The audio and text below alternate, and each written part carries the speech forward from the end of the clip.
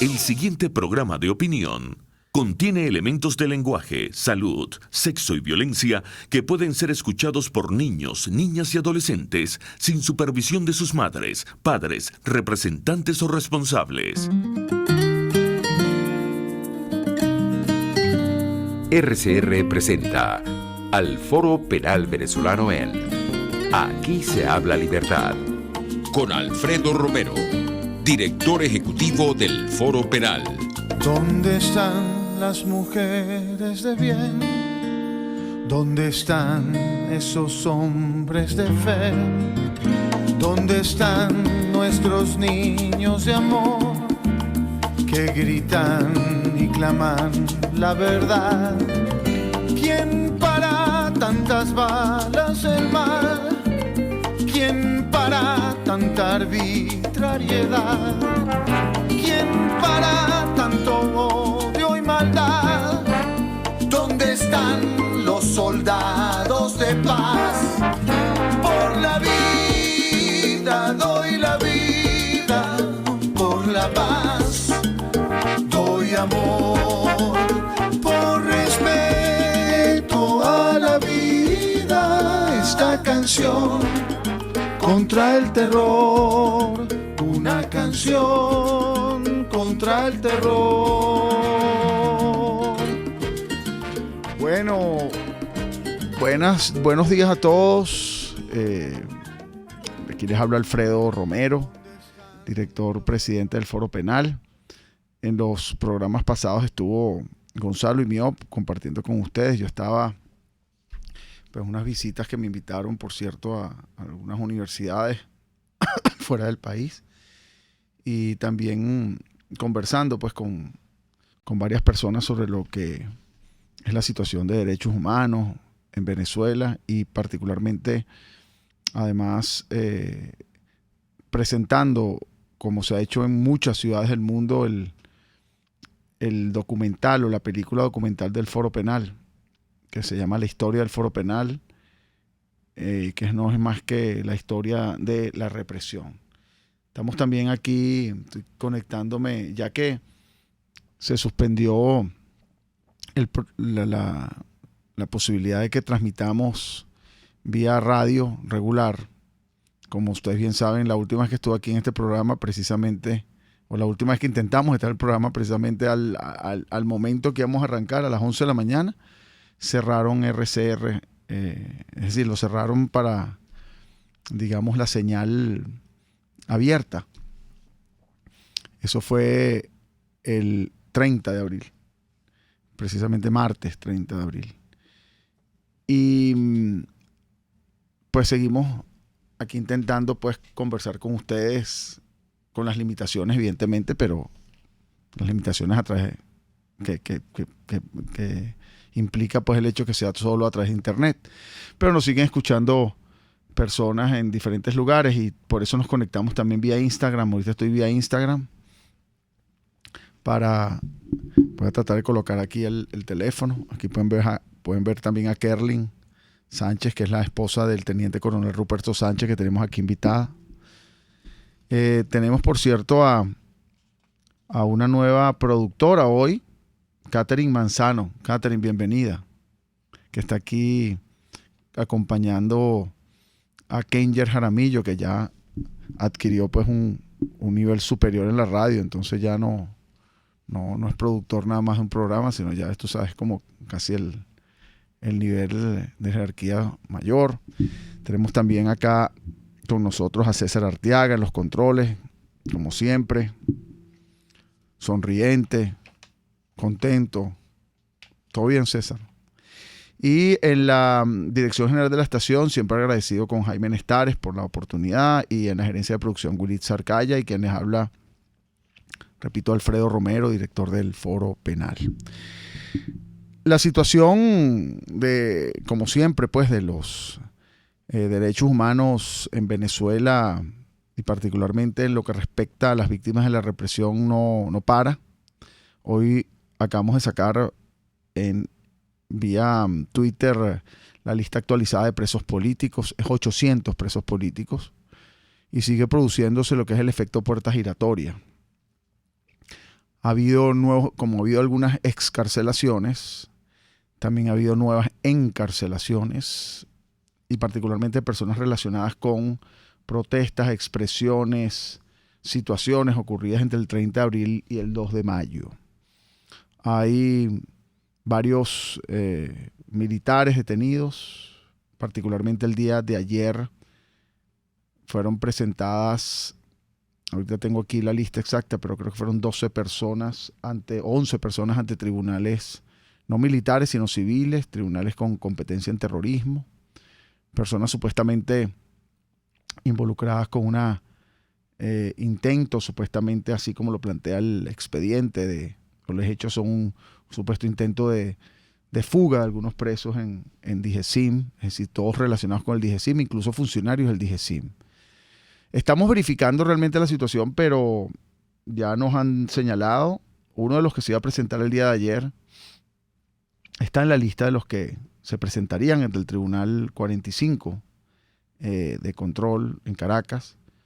Es un funcionario del DIGESIM que detuvieron y que, según la información que nos dieron allí, y repito, nosotros siempre hasta que no verificamos realmente lo que ocurrió, no podemos confirmarlo, pero la información es que se suicidó. Supuestamente se lanzó de la azotea del DIGESIM. No sé cómo es eso que se lanzó de la azotea del DIGESIM, esas cosas que no sabemos tampoco cómo explicar. Pero el hecho es que parece que hubo un suicidio. Este individuo que se suicidó, aquí vamos a tratar de también leer el celular. No sé si puedo leer el celular y me siguen viendo en Instagram. Pero para mí es importante que sepan pues los nombres de las personas, quienes supuestamente están involucrados en eso. Y aquí más o menos tengo la persona que supuestamente se suicidó, Armando Luis Will Monsalve Estaba. Era uno de los que se presentarían, de los 11 que debían presentarse el día de ayer, y él no apareció. Allí se presentaron varias personas, incluyendo una mujer, que entendemos es la pareja del exministro de Justicia, Rodríguez Torres. Y todas estas personas fueron presentadas y fueron privadas de libertad. Por cierto, el lugar de reclusión va a ser o es Ramo Verde. Aquí me están diciendo que puse pausa al live. Bueno, ya. Lo que pasa es que cuando leo el celular le coloca pausa al Instagram. El hecho es que sí, hay una nueva ola de persecución relacionada ciertamente con lo ocurrido entre el 30 de abril y el 2 de mayo. Primero quiero recordarles algo que nos sigue llamando, es decir, no es que nos sigue llamando la atención. Digo que yo siempre digo que como defensor de derechos humanos en Venezuela, uno nunca puede decir que ha visto lo peor, porque siempre hay cosas peor que ver. Y hoy si podemos caracterizar el año 2019 por algo distinto a lo ocurrido en los años anteriores, es la cantidad importante, debo decirlo, de persecución o de agresión contra menores de edad. Recuérdense que en enero, en las protestas ocurridas en enero, denunciamos que primero decían que no era cierto, después tuvieron que reconocer esa realidad, la cantidad de menores de edad detenidos. Menores de edad, no, porque hay que recordar, cuando hablamos de menores de edad, abarca todo lo que un menor de edad es, todo aquel que no sea mayor de edad. Quiere decir, la mayoría de edad es de 18 años en adelante. Todo aquel que es menor de 18 años es menor de edad. Lo que pasa es que en la ley de menores se diferencia entre los niños, digamos, que son menores de 12 años, y los adolescentes, que serían los que son mayores de 12 años. Entonces, por eso es que ustedes oyen que a veces se habla de adolescentes tratando de referirse al concepto estrictamente jurídico, y son aquellos entre 12 y 18 años. Pero en definitiva todos son menores de edad. Ahora, lo que sí desde el punto de vista jurídico, cuando uno habla de niños, es de 12 hacia abajo, ¿no? Pero para mí la verdad es que un muchacho de 13 años, de 14, de 15 es un niño. Quizá ya de 15 años, 16, sí, ya pasa a ser un menor de edad ya con una característica un poco más de adulto. Pero un niño de 13 años, muchos, yo diría que en su gran mayoría, no sé, estoy quizás hablando no con tanto conocimiento, pero ni siquiera se han desarrollado, son muchachitos y mentalmente evidentemente no lo están. Pero me refiero a ello porque además de esta cantidad de tensiones que ocurrieron, donde había muchachos en enero de 14, 15, 13 años, ha ocurrido también que entre el 30 de abril y el 2 de mayo, esto recientemente, fueron asesinadas 6 personas. Tenemos que ir a un corte, pero... ¿Qué?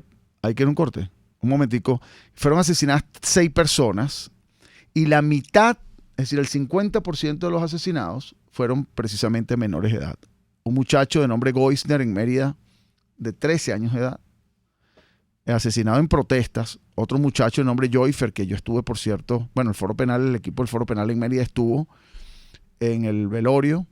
Por cierto, sería ideal tratar de contactar disculpa, Kenger, que te lo digo por aquí, pero a Fernando Cermeño, recordándome de ese caso de Goisner, de 13 años de edad, asesinado el 2 de mayo. Fue asesinado Joyfer Jesús Hernández, de 14 años de edad, y otro muchacho de 16 años de edad. De los 6, 3 eran menores de edad. Bueno, tenemos que ir a un corte y ya regresamos. Usted escucha al Foro Penal Venezolano en Aquí se habla libertad, solo por rcr.tv, la radio que se ve. Sintonícenos a través de Periscope, @RCR750, la radio que se ve. Cuando hablamos de Honda, hablamos de Distasi Motors, el concesionario Honda que pica adelante en precios, condiciones y servicio. Todo el personal de Distasi Motors, tanto técnico como de atención, está actualizado, capacitado y certificado permanentemente para atender correctamente tu vehículo. www.distasi-honda.com.ve. Distasi Motors, tu concesionario Honda en Los Palos Grandes. Amigo comerciante, si vendes productos de primera calidad, entonces prueba con Pan El Cedro, en cualquiera de sus exquisitas presentaciones a un precio sin competencia. Pedidos al mayor en Caracas al 0212-870-8626 y 0412-800-0733. En Margarita 0295-263-9099 y 0414-982-8488. Cuando tu clientela pida Pan El Cedro, diles lo tengo y ofréceles frescura y calidad. ¡Qué rico este pan, señor! Pan El Cedro, sabor, frescura y calidad.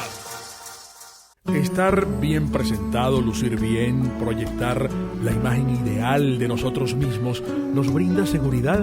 Por eso en Perfumerías Las Villas contamos con todos los productos que necesitas para realzar tu personalidad, tu esencia, tu naturaleza. Perfumerías Las Villas, siempre hay una a tu lado. Perfumerías Las Villas, tu cómplice de felicidad en belleza cosmética y cuidado personal. Ellos sí que no saben nada. Y así nos va. El espacio donde se tocan los temas más candentes de interés político y nacional. Y así nos va.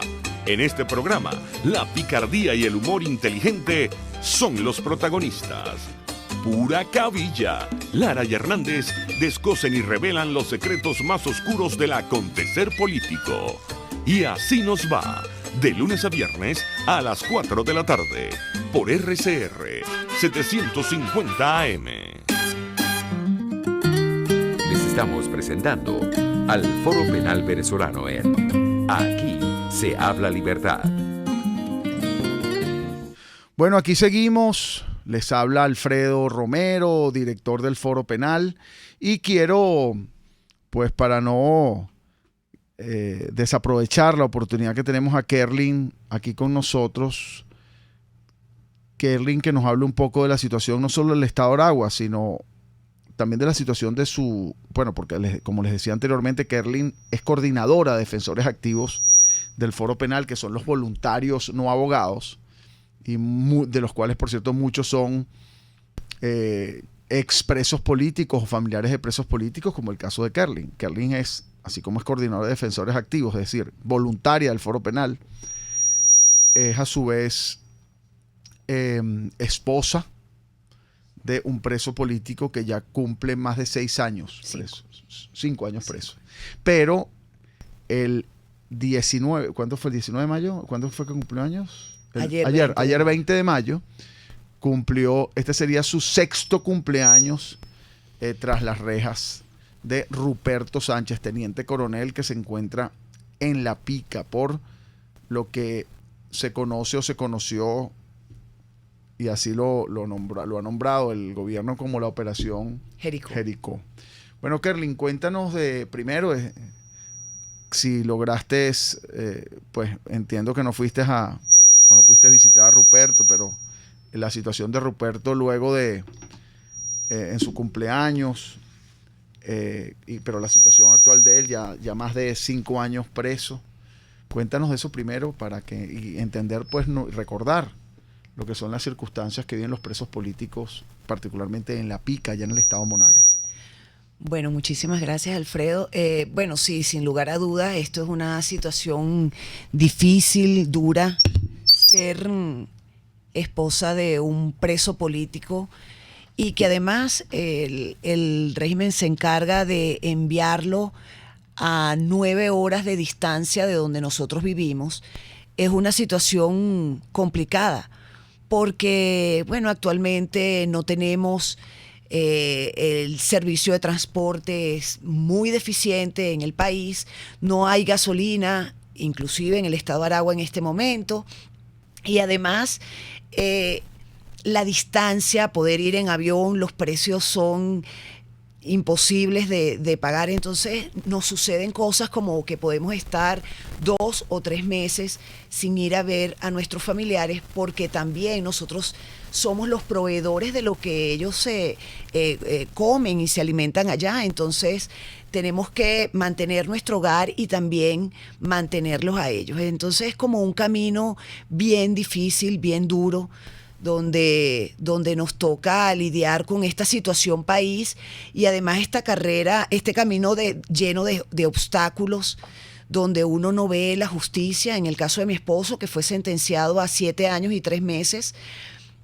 y al que ya le corresponde una medida alternativa del cumplimiento de la pena, porque cumplió 2/3 de la pena, pues no se pronuncian en la corte marcial, no se pronuncian sus jueces, y eso también crea dentro de todos los familiares y dentro de los mismos presos políticos una situación de tristeza, que afecta también la parte emocional. Pero uno consciente de lo que vive, pues uno se levanta, uno llora, uno a veces se abate, pero uno también se levanta y sigue luchando día a día, no solamente por la defensa de los derechos humanos de nuestros familiares, sino también en la defensa de los derechos humanos de todo el que lo necesita. Por ejemplo, en el caso de nosotros, que estamos en el estado de Aragua, pues el apoyo de todo el que también es víctima de una situación como la que uno vive. Sí, y Kerlin, porque tú además no solo tienes la experiencia, que es una experiencia dura, de ser esposa de un preso político y ser la madre de hijos o de hijas de un preso político, pero también tienes la experiencia y la oportunidad de conversar con otros familiares, así como activistas. ¿Cómo es la situación hoy de los familiares, digamos, si tú la comparas con lo que sería hace 5 años cuando tú comenzaste en esta actividad sin querer, ¿no? De activista y de familiar de preso político? ¿Qué cambios tú has visto en estos 5 años? Mira, el cambio ha sido abismal. Yo siento que cada día la represión es más dura. El legítimo derecho que tenemos a la protesta, pues, es totalmente cercenado. Y no solamente que es cercenado, sino que podemos ser víctimas de encarcelamientos si sencillamente protestamos. Es un caso en este momento en el estado de Aragua del doctor Carmelo Gallardo, quien estaba protestando pacíficamente en una avenida en el estado Aragua, y el doctor Carmelo Gallardo es jefe del Banco de Sangre del Hospital Central de Maracay, jefe del servicio de hematología, médico internista, médico hematólogo, y está preso en este momento, aprendido por el grupo de milicianos que en ese momento pasaba por esa avenida donde él se encontraba. Y es muy duro, porque lo que he visto o lo que me ha tocado vivir en estos 5 años es que no solamente la represión, el número de presos políticos. Cuando mi esposo comenzó esta dura situación hace 5 años eran 20, 40 presos políticos, y ahorita vamos por 800. Y con una lista de personas que han entrado o que están bajo régimen de presentación o con una medida cautelar de casa por cárcel. Los números son impresionantes, pero también la forma, lo que decías en el negro pasado, pues que adolescentes, eso no lo habíamos visto en el estado de Aragua entre el 30 de abril y el 2 de mayo, tuvimos 5 muchachos menores de edad detenidos, y eso no lo habíamos vivido antes. Bueno, y otra situación que ha caracterizado el año 2019 es la persecución política contra indígenas, particularmente los indígenas de la etnia Pemón. Debemos repetirlo porque como pasan tantas cosas, a uno por la memoria selectiva, que es lógica, a la persona se le empiezan a olvidar lo que ocurre, pero fueron asesinados solo el 22 de febrero, fueron asesinados 3 indígenas pemones allí en el pueblo de Cumaracapay, en el municipio Gran Sabana, en el estado Bolívar. Y posteriormente, al día siguiente, fueron asesinados 4 personas más, entre los 4 un indígena pemón también. En total fueron 4 más 3 personas pobladores de allí.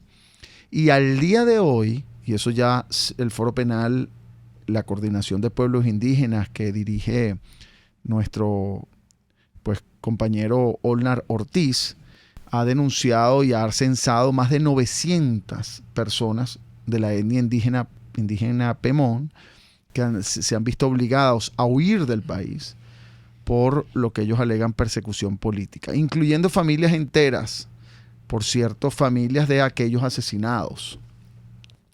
El caso de Cleaver, por ejemplo, un guía turístico del Roraima, su esposa Melanie, con quien tenemos un contacto directo, ella está en Boavista, viviendo en condiciones no, digamos, como las que vivía anteriormente, porque ellos tenían un trabajo de turismo, etcétera, en el pueblo de Cumaracapay. Ahora viven pues allí, digamos, arrimados en Boavista, con la solidaridad de otros, digamos, familias de ellos de la misma etnia Pemón. Bueno, tenemos que ir a otro corte y ya regresamos. Usted escucha al Foro Penal Venezolano en Aquí se habla libertad, solo por rcr.tv, la radio que se ve. Puedes seguirnos en nuestras redes sociales.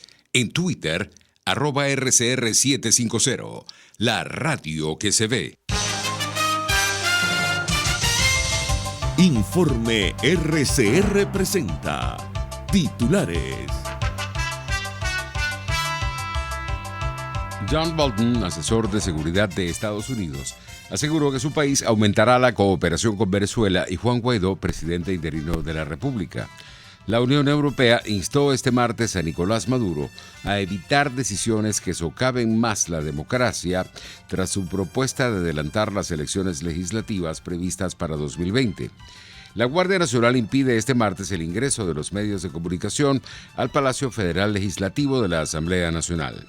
Achilles Hopkins, presidente de FEDEAGRO, aseguró que la crisis que se está viviendo en todo el país por la falta de combustible afectará aún más la poca producción del sector agropecuario. Te puedo decir que la semana pasada vinimos desde el Vigía hasta el estado Guárico, y desde el Vigía, estado Media, hasta el estado Guárico no hay combustible. colas de 3, 4, 5, 6, hasta 7 días para conseguir algo de combustible. Las zonas productivas están paralizadas. Si no hay gasoil, los tractores no prenden. Ya lubricantes no había, ya no teníamos aceite para nuestros tractores. Si ahora no hay gasoil, pues los tractores no prenden. Entonces, más allá del problema de que tampoco tenemos agroquímicos, ni semillas, ni fertilizantes, ahora tampoco tenemos cómo prender los tractores ni cómo ir a nuestras unidades de producción. No recuerdo si contigo mismo hice un comentario de un productor de la quinta que me decía: Chile sin luz, sin señal de teléfono, sin combustible para el carro y sin poder prender los equipos aquí en la finca. Bueno, tú comprenderás cómo se puede producir así. Si volteamos al oriente del país, la crisis es exactamente la misma. En internacionales, el presidente de Sudán del Sur, Salva Kiir, amenaza con disparar a las personas que se atrevan a participar en manifestaciones contra el gobierno. Y en los deportes, el venezolano José Altuve verá acción en AAA con la filial de los Astros de Houston tras quedar fuera de la lista de lesionados.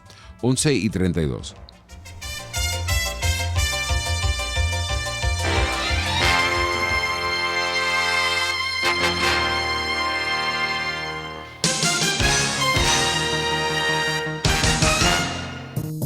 ¿Eres pintor, escultor, tallas en madera o te dedicas a las artes plásticas? En Ávila Gallery recibimos tu obra y le damos el trato que te mereces. Estamos en el lobby del Hotel Ávila de San Bernardino. Síguenos por @Ávila Gallery 1 o llámanos al 0414-127-4060. Ávila Gallery, tu centro de arte moderno. En Cauchera Fran Luis tienes neumáticos nacionales e importados en todas las medidas, pero también montura, alineación, balanceo, amortiguadores, rines, frenos, mecánica ligera, todo con tecnología de punta. Bajando por la avenida Baral, al final, después de la estación de servicios y al lado del banco, teléfono 0412-815-6712. Cauchera Fran Luis, tu mejor opción. RCR 750 AM, porque lo bueno une.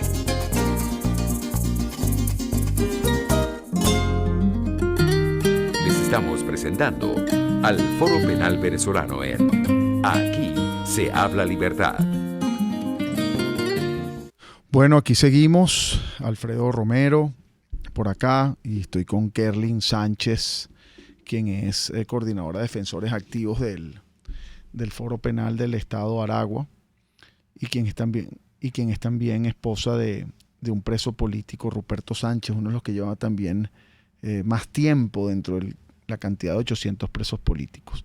Pero vamos a aprovechar que pudimos contactar a Laura Balbuena, que es nuestra coordinadora del Foro Penal del Estado Zulia, para que nos cuente la situación en el Estado Zulia. Hay que recordar, y tú, la idea es que nos comentes eso también, Laura, bueno, que el Estado Zulia fue en los momentos de protestas uno de los estados con mayor represión y por lo tanto mayor cantidad de detenciones. Entonces queremos saber la situación de los detenidos al día de hoy, si ha habido personas liberadas, y también, Laura, que nos cuentes la situación, la trágica situación que se vive en el estado Zulia, al menos en Maracaibo, donde tú estás, que es la situación de la luz, de la falta de luz, esta terrible situación que ya es regular, constante, y por ser tan regular y tan constante como que en otros lugares del país se nos olvida. ¿Cómo estás, Laura? Un abrazo.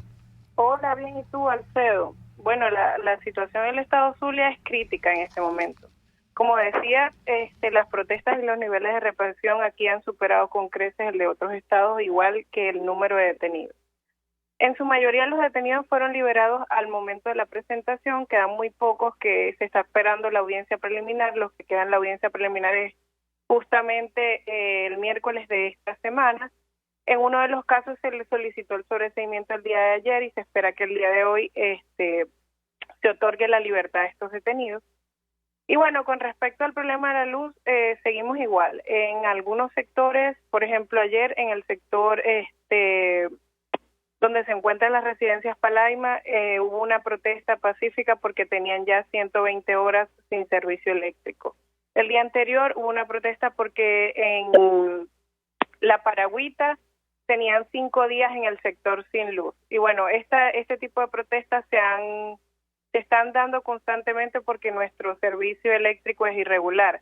Prácticamente tenemos apagones generales en todo el estado cada 4, 5 o 6 días. Esto ha ha comportado que, bueno, el comercio se ha visto muy afectado. No hay muchos lugares donde consigas la proteína, y donde se consiguen, que tienen plantas eléctricas, es sumamente costoso, e incluso solicitan pagos en monedas extranjeras. La mayoría de los lugares donde puedes conseguir insumos básicos están solo aceptando monedas extranjeras por, bueno, el problema de la señal, que básicamente aquí es casi inexistente ya los puntos. El problema de las señales está muy fuerte. Las líneas telefónicas más afectadas son Movilnet, que ya no tiene señal en todo el estado Zulia. Ningún usuario de Movilnet ha podido desde el primer apagón seguir utilizando esta línea. Digitel y Movistar, cuando ocurren apagones, bueno, nos quedamos básicamente incomunicados. Toda la ciudad está colmada de colas para poder surtir gasolina. Algunas colas, usuarios manifiestan que están hasta 3 días en colas para poder surtir la gasolina, porque además de la escasez que hay de el líquido, bueno, en la mayoría de las bombas hay altos grados de corrupción para poder colocar la gasolina de forma mucho más rápida.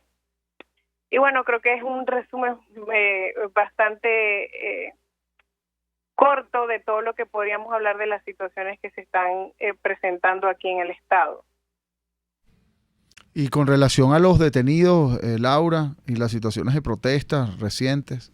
Bueno, en estas últimas protestas que se han suscitado por el servicio eléctrico, no hemos tenido detenidos, que son de las últimas 2 semanas.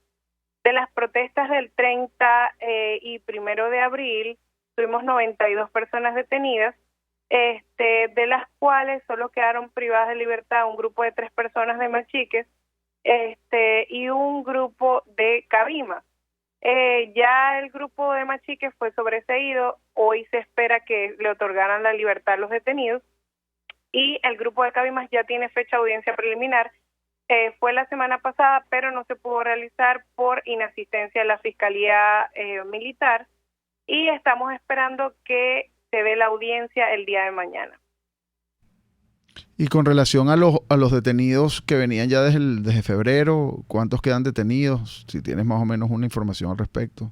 Reclusión no tenemos ninguno, gracias a Dios. Solo nos quedan las personas que están con arresto domiciliario, pero bueno, estamos tratando de regularizar o solicitar una medida cautelar para que puedan permanecer su procedimiento en libertad.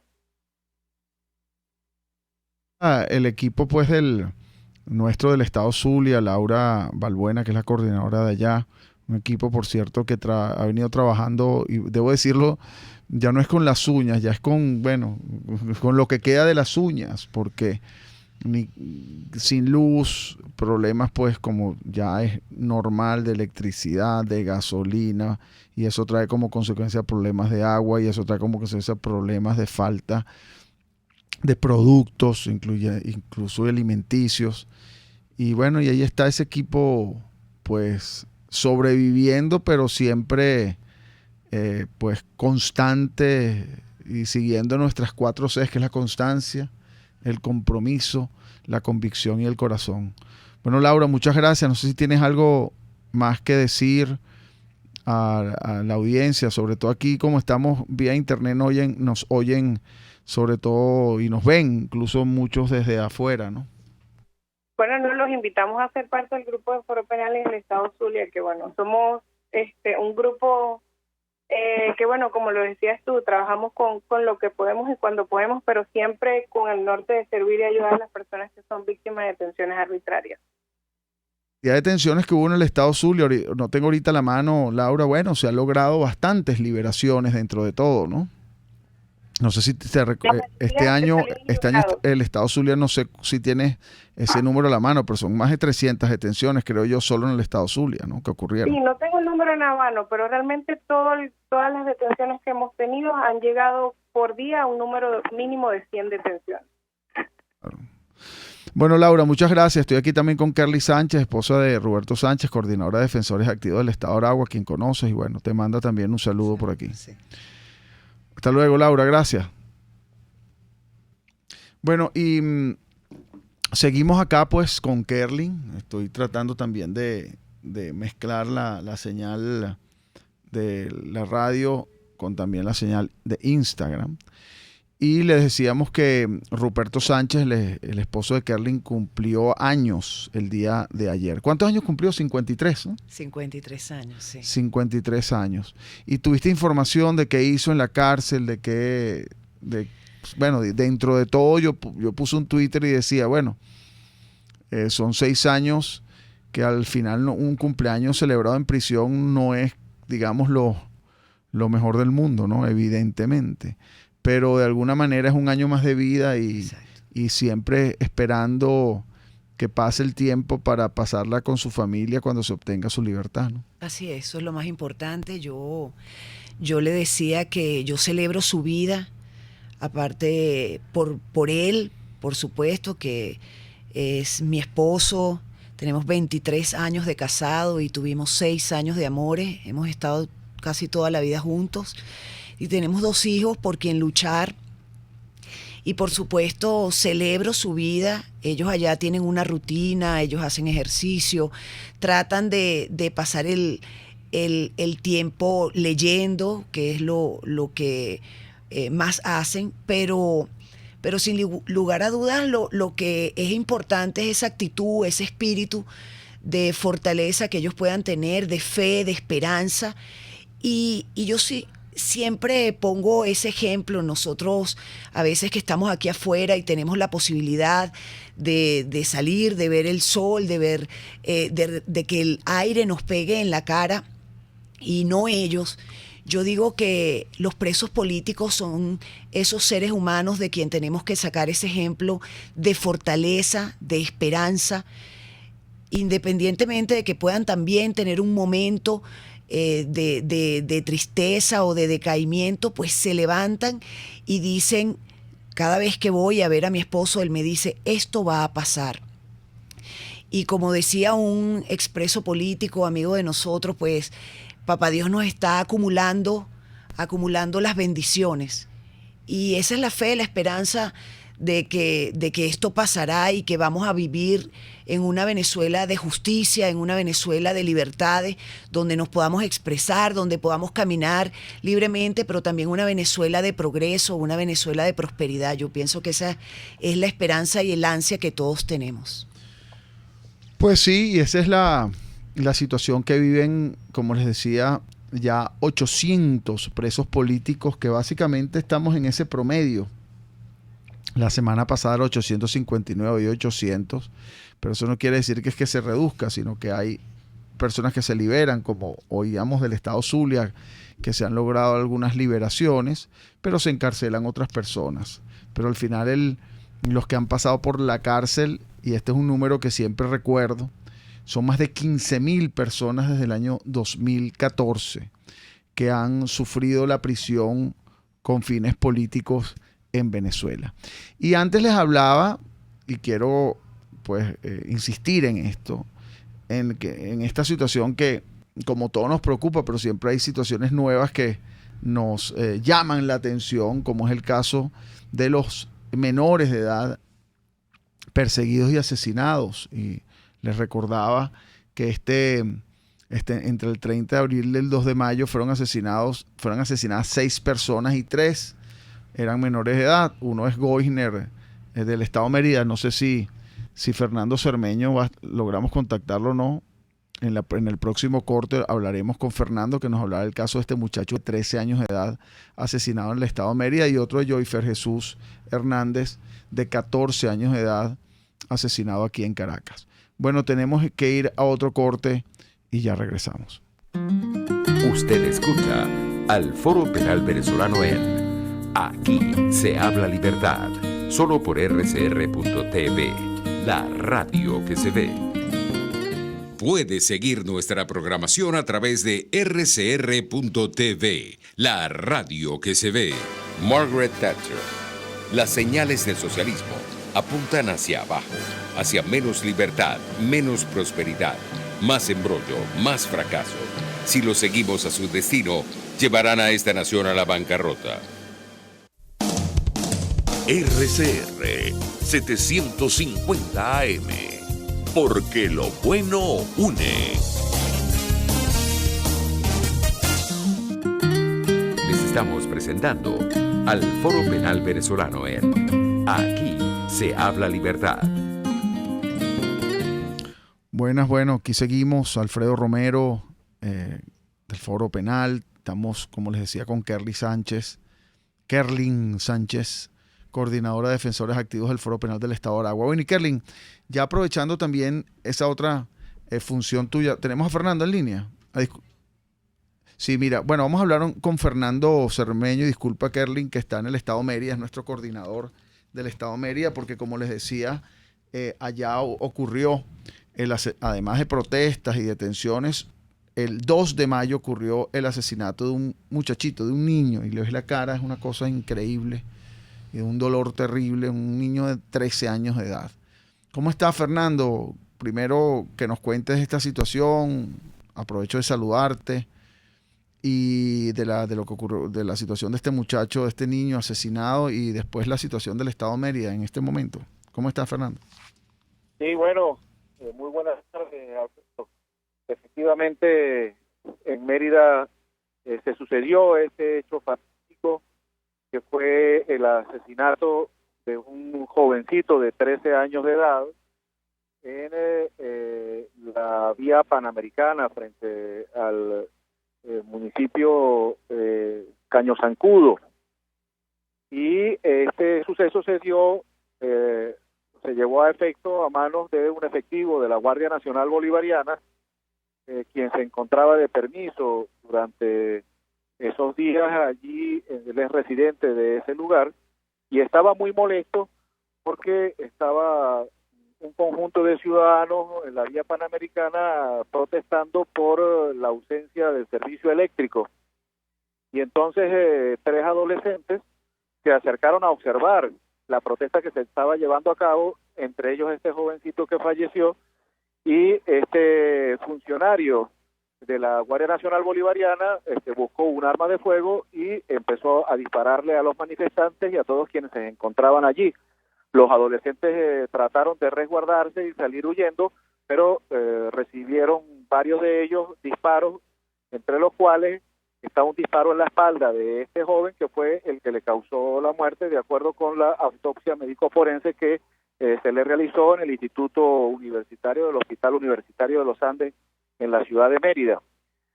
Actualmente pues se aperturó una investigación penal por este suceso, se le libró una orden de captura a este funcionario de la Guardia Nacional Bolivariana y nosotros desde el Foro Penal aquí en Mérida y particularmente del municipio Alberto Adriani, de El Vigía, varios abogados hemos conversado con los familiares del jovencito y estamos a la expectativa que se desarrolle debido proceso y que se haga justicia frente a la muerte de este joven y que esto no quede de manera impune porque se trate de un funcionario de uno de los organismos de seguridad del Estado.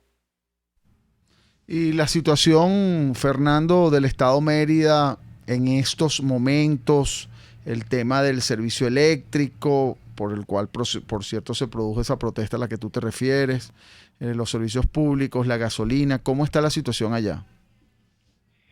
Bueno, mira, realmente yo estoy sorprendido que podamos estar conversando por teléfono, porque realmente la situación de los servicios básicos en nuestra entidad federal es pésima. El servicio eléctrico funciona de manera intermitente, sin que los merideños nos enteremos cuándo van a quitar la luz y cuándo la va a restablecer. Funciona en distintas partes del estado. La peor parte la llevan los municipios del interior del estado, que a veces duran inclusive 24 horas sin servicio eléctrico. El servicio del agua también está fallando muchísimo en todo el estado. En este momento el problema más grave es el desabastecimiento de combustible. Existen unas colas interminables de vehículos en las distintas bombas que existen en todo el estado. Los ciudadanos no hacen más que intentar adivinar en dónde va a llegar un camión Fernando, disculpa que tenemos que cortar porque es que ya se nos va el tiempo y disculpa que tengamos ya que cortar esto tan rápido, pero ya estamos al final del programa. Bueno, estábamos aquí con Fernando Cermeño, coordinador del Estado Mérida, Kerlin Sánchez, coordinadora de Defensores Activos del Estado Aragua y esposa de Ruperto Sánchez, preso político. Y bueno, nos despedimos hasta la semana que viene, siempre con nuestro lema. Gracias a todos por estar presentes, por escucharnos, por los que están por Instagram Live, por los que están por Periscope en RCR 750, @RCR 750. Siempre terminamos con nuestro lema que le decimos a todos que repitan después de mí. Es así: no hay que hacer justicia por propia mano, pero está en nuestras manos que se haga justicia. Muchas gracias. RCR presentó al Foro Penal Venezolano en Aquí se habla libertad.